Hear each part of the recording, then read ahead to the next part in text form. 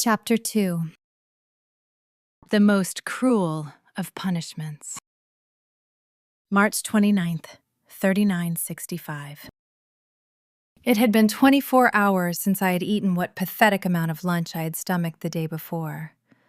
My hunger wasn't helped by making myself so sick yesterday that I even threw up. It felt as if I were being eaten from the inside out.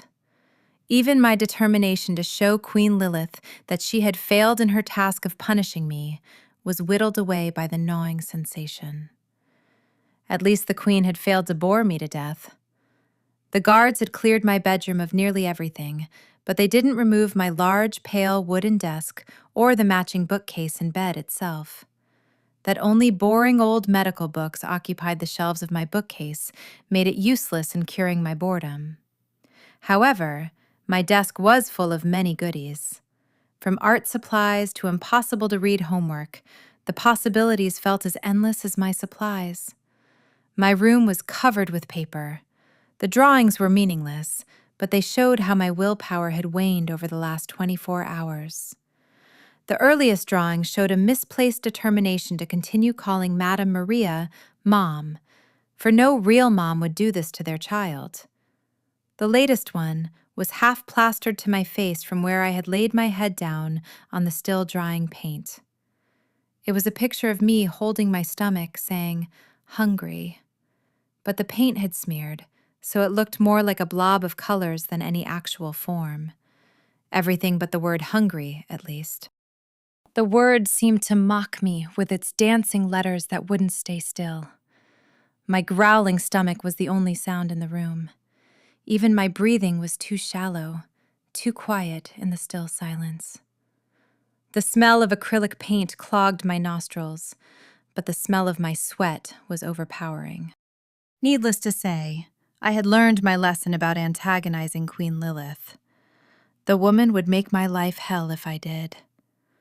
Would the guards let me out if I swore I had learned my lesson? No. The Queen was not a woman to do things by halves. If she said 5 days, then she would accept no less, even if it meant finding my corpse at the end of those 5 days. At least she hadn't cut off the water to my bathroom, though I learned a lesson when I tried to cure my hunger with water. The half hour I spent throwing up afterwards was pure agony.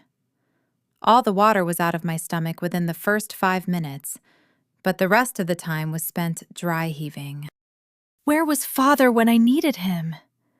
He had normally come to get me out of the worst of Queen Lilith's punishments by now. That he hadn't come meant the Queen must have lied about what happened. Had he thought I was staying over with Madame Maria and her family as I got to know them? Had the Queen lied about approving the visit? Would he find my absence suspicious at all? I didn't know. But that I hadn't even felt his magic reach out to check up on me felt like I had been stabbed. Why had Queen Lilith ever thought this was an appropriate punishment? Even if I were wrong, that was no reason to starve someone, let alone your own daughter, to death. Right? She must have found some kind of pleasure in knowing her daughter would die by the end of her punishment. I might have learned my lesson not to antagonize the woman, but by gods did I hate her. What kind of sick, demented freak of nature finds pleasure in abusing children, let alone their own children? Yes, I hated Queen Lilith, perhaps more than I ever had before. However, my hate didn't overshadow my fear of her. I would watch what I said around her from now on. If the woman could kill me for a slight, what would she do if I insulted her? What would she do if I tried to get her into trouble? I didn't want to know. However, could I lie to Father if it came to that? The gnawing growl in my stomach was answer enough. An answer I felt bad about, as I felt Father's distant ice magic for the first time in the last 24 hours. It was at peace, unworried about me. Despite knowing he must not have known what happened, it still felt like a betrayal, like he didn't care I was suffering. However, my magic still reached out for him, like a child begging for attention, because I was a child begging for care from one of the few adults I trusted in my life. Father didn't react at first. He was almost out of range of my magic before he stopped, letting his magic reach out to touch mine in its ever-so-familiar song and dance. I felt his shock, his worry as it registered to him what he was feeling. Within milliseconds, Father's magic was wrapped around me, checking me over as the man himself hurried to my bedroom. He was only stopped by the sickly fire that was Queen Lilith. Then he turned around, walking away from me even as his magic stayed. Had Father just abandoned me to die? No. His icy cold magic still encircled me, his worry clear even as it concentrated on a single spot on my desk. In a flash of dim light, a glowing blue crystal bowl appeared in front of me. The smell of heavenly soup filled my nose. I almost couldn't believe it. Sitting up, I saw what I half considered to be an optical illusion created by hunger. I didn't even pay any mind to the paper plastered to my face as I lifted the spoon resting in the bowl to see the contents stir. A cheesy orange broth filled with chunks of broccoli alongside chicken. The glowing golden spoon clinked against the side of the bowl as I lifted what had to equal heaven's ambrosia to my lips. The thick, savory cheese broth tasted as if the god of food itself had created it. After that first taste, I couldn't stop myself from gulping down the rest. It was as if I were a person possessed as I grabbed the entire bowl and started downing the ambrosia of life. Large gulps of food followed one after another. I was barely even tasting it, let alone chewing it, in my manic need to have more. When the bowl was empty, I looked around for more, only to see none. Instead, a note caught my eye.